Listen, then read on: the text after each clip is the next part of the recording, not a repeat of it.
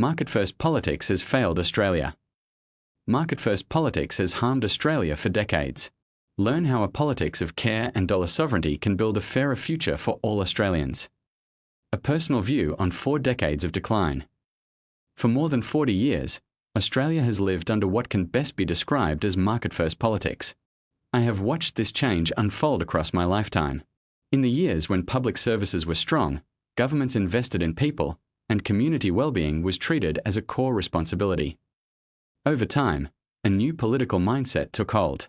It insisted that markets knew best, that government should step aside, and that public services must run like commercial products. Market-first politics slowly reshaped how Australians work, learn, live, and care for one another. It drove insecure jobs, weakened TAFE, strangled public housing, and turned essential services into profit centres. Entire generations were pushed further away from stability, not because Australia lacked resources, but because governments chose to prioritise the market over the public good. After 4 decades of decline, one truth is clear. This ideology has failed. It is time to choose something better. What market-first politics really means. Market-first politics is the practical application of neoliberalism. Neoliberalism is the theory that markets should dominate economic and social life. Market-first politics is how that theory is implemented through policy. It assumes that the private sector delivers better outcomes than the public sector. It pushes governments to privatise, deregulate, cut spending, and rely on competition for essential services. Citizens are reframed as consumers. Public institutions are reframed as efficiency problems. This operational form of neoliberalism has shaped every major Australian policy area. It influenced health, education, transport, energy, housing, welfare, and climate action. It created systems that prioritise profit over well-being and extraction over care. Calling it market-first politics makes the ideology visible in everyday life. It shows that what we experience is not natural. It is deliberate. Neoliberalism has dominated economics and politics for 45 years, despite being based on nothing more than myths, falsehoods, and fantasies that should have discredited the cult promoting it long ago. How US influence helped lock Australia into market-first politics. Australia did not drift into this model on its own. We were guided, pressured, and encouraged by powerful allies, especially the United States. Security alignment pushed economic alignment. As Australia strengthened its security ties with the United States, it also absorbed US economic thinking. Defense priorities shaped spending decisions. Billions flowed into US-aligned military projects rather than into public systems that support citizens.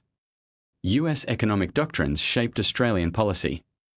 US think tanks promoted deregulation, privatisation, and corporate freedom. These ideas were adopted as modern and inevitable. Australian governments embraced them without considering local consequences. US narratives dominated the media. Australian media often mirrored US political discourse. Concepts like small government, trickle-down growth, and austerity took root through repetition rather than evidence. US-led trade rules restricted Australia's choices. Trade agreements reduced Australia's capacity to regulate corporations, support local industries, or expand public ownership. These agreements protected market power rather than citizens. The result was a narrow, constrained political imagination. Australia was taught to think small, even though we are a fully sovereign nation with the capacity to invest in ourselves. Why Australia must demand a politics of care now. A politics of care is not symbolic. It is practical, evidence-based, and achievable.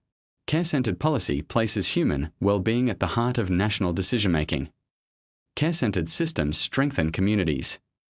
Countries that invest in health, education, childcare, aged care, disability services, and mental health have lower inequality and stronger social outcomes.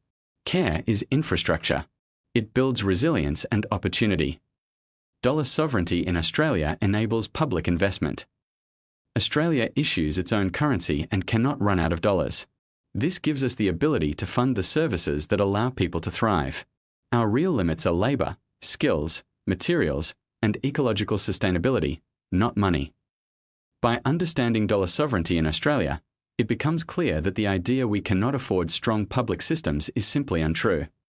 Global evidence supports care economies. The OECD and UN have shown that investment in care leads to long-term prosperity, greater workforce participation, and healthier societies. A politics of care is not idealistic. It is effective. Now is the time to replace the failed model with one built on dignity and fairness. The social damage of market-first politics. Work became precarious. Casual, gig, labor hire, and contract work replaced stable jobs. Workers were told this flexibility was empowering. In reality, it shifted risk from employers to workers. TAFE was weakened. Cuts to TAFE, apprenticeships, and vocational training removed essential pathways for young people and regional communities.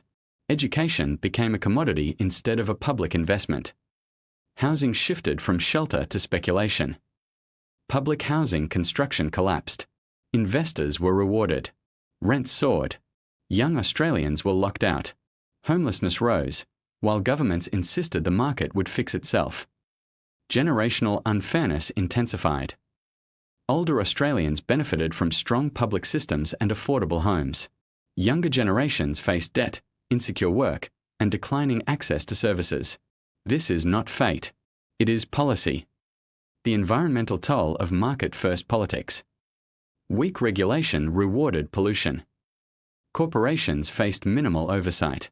Land clearing increased. Environmental protections were weakened to attract investment. Privatized utilities slowed climate action. Private energy companies focused on making money first, not on moving Australia to cleaner, cheaper renewable energy. In practice, they delayed upgrades. New transmission lines and renewable projects were pushed back because they cost money up front. They protected their existing assets. Coal and gas plants still made profits, so companies kept them running longer instead of investing in cleaner options. They avoided risks. Renewables require coordinated planning. Private companies did not want to take on projects unless they guaranteed high returns. They passed costs to consumers. Instead of building for the long term, they focused on pricing strategies that maximized revenue. They fought regulation. Strong climate policy would cut into profits, so companies lobbied against it. In short, the market structure rewarded companies for doing as little as possible on climate, for as long as possible, while charging Australians more. Water utilities drove up prices. Essential infrastructure investments were delayed because they did not maximize shareholder returns. Extraction was prioritized over sustainability. Governments approved fossil fuel projects despite climate warnings. Environmental science was overshadowed by industry lobbying. Our environment absorbed the cost of an ideology that placed short-term profit above long-term survival. Why the system persisted. Donations shaped decisions. Corporations and wealthy individuals funded major parties. Policies followed the money. Lobbyists acted as shadow policymakers. Lobbyists drafted talking points, influenced legislation, and used personal networks to shape outcomes. Revolving doors blurred public and private interests. Senior officials moved into corporate roles and vice versa. Regulators lost independence. A concentrated media controlled the narrative. A small number of media owners shaped public understanding and defended market-first assumptions. The system survived because it was useful to those who benefited from it. A practical alternative Australia can start today. A national public housing build. Using dollar sovereignty in Australia, governments can build high-quality public housing that stabilises rents and reduces homelessness. A full TAFE rebuild. Restoring funding and pathways strengthens local economies and supports young people. Public leadership in renewable energy. Large-scale public investment in renewables lowers costs and accelerates climate action. Public and community-owned banking. Community banks and public banks keep profits in communities and ensure fair lending. A strong care economy. Investment in health, aged care, disability services, childcare, and mental health strengthens every generation. This is not an unrealistic dream. It is how a sovereign nation invests in itself. What life would look like after market-first politics. Australia would be fairer, more stable, and more confident. Housing would be affordable. Work would be secure. Public services would be strong. Communities would be supported. Climate action would accelerate. A nation built on care would replace one built on extraction. What citizens can do now. Support independence and community candidates. Engage with movements that champion care-centered policy. Challenge false claims about spending and affordability. Share the truth about Australia's monetary sovereignty. Vote for policies that strengthen public systems. Collective action created every major reform in our history. It can do so again. Q1. What is market-first politics? Market-first politics is the practical, everyday application of neoliberalism. It means governments step back, public services are treated like businesses, and markets are expected to solve problems. This approach prioritizes profit over people and has shaped Australian policy for more than 40 years. Q2. How does dollar sovereignty help Australia? Dollar sovereignty means Australia issues its own currency. Because of this, the government can fund public services, housing, health, and education without needing to find the money first. The real limits are workers, skills, materials, and environmental capacity, not dollars. Q3. What is the politics of care? The politics of care centers on human well-being, fairness, and community. Instead of putting markets first, it focuses on strong public systems, shared responsibility, and long-term social and environmental health.